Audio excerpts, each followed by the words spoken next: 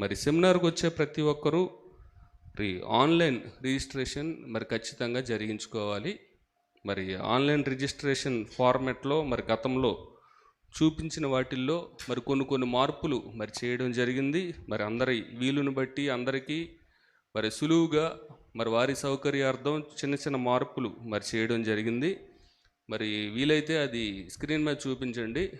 Only పేరు, ఇంటి పేరు, మొబైల్ నెంబరు, మరి రెఫరెన్స్ నెంబర్ దగ్గర మీరు మొబైల్ నెంబర్ ఏదైతే ఎంటర్ చేశారో అదే రెఫరెన్స్ నెంబర్గా ఎంటర్ చేయండి. రెండోసారి మొబైల్ నెంబర్ ఏదైతే ఎంటర్ చేశారో రెఫరెన్స్ నెంబర్ కూడా అదే ఎంటర్ చేయాలి. మీకున్న వేరే మొబైల్ నెంబర్ ఏదో ఎంటర్ చేసినా అది యాక్సెప్ట్ చేయదు.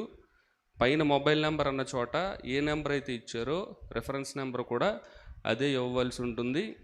ఆ తర్వాత అడ్రస్సు, ఇంకా లొకేషన్, మీరు ఏ ఏరియాకి సంబంధించి విశాఖపట్నం డిస్ట్రిక్ట్ మెన్షన్ చేయాలి. మరి ఆధార్ కార్డులో మొత్తం నెంబర్ ఎంటర్ చేయవలసిన అవసరం లేదు. కేవలం చివరి 4 నెంబర్లు మాత్రం ఎంటర్ చేస్తే చాలు. మొత్తం నెంబర్ ఎంటర్ చేయవలసిన అవసరం లేదు. చివరి 4 నెంబర్లు మాత్రమే ఎంటర్ చేయాలి. మరి గతంలో photos, front back photos upload చేయాలని చెప్పాం ఆధార్ కార్డుకి సంబంధించి. మరి దానివల్ల చిన్న సమస్యలు ఏర్పడడంతో ఆ ఫొటోస్ కూడా అప్లోడ్ చేయవలసిన అవసరం లేదు. ఆధార్ కార్డులో ఉన్నటువంటి చివరి 4 నెంబర్లు మాత్రం ఎంటర్ చేస్తే సరిపోతుంది. ఆ తర్వాత ప్రిన్సిపల్ ఫోటో, ఆ తర్వాత మీ ఫోటో, వాటిని అప్లోడ్ చేసి సబ్మిట్ చేస్తే మరి ఐడి కార్డు మరి జనరేట్ అవుతుంది. మరి మన AITCCouncil.org అనే వెబ్సైట్ ద్వారానే ఈ లింక్ జనరేట్ చేయబడింది. గతంలో వేరే థర్డ్ పార్టీ వెబ్సైట్ని మనం మరి లింక్ని జనరేట్ చేయడం జరిగింది.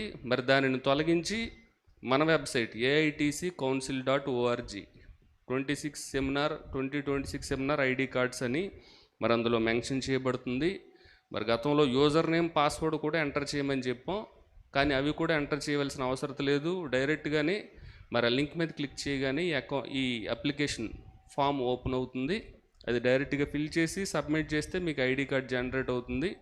కావున మరి ఈ విషయంలో ఏ విధమైన సందేహాలున్నా మరి CBT ఎల్బీ నగర్ ప్రిన్సిపల్ మరి NB రాజు గారు ఆ కాంటాక్ట్ నెంబరు చూపించండి.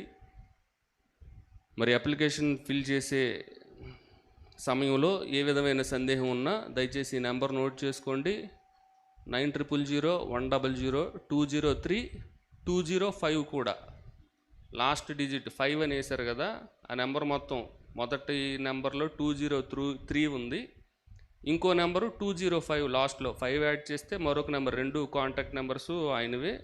మరి ఏమైనా సందేహాలు ఉంటే మరి వారిని సంప్రదించవలసిందిగా మరి కోరుతున్నాను.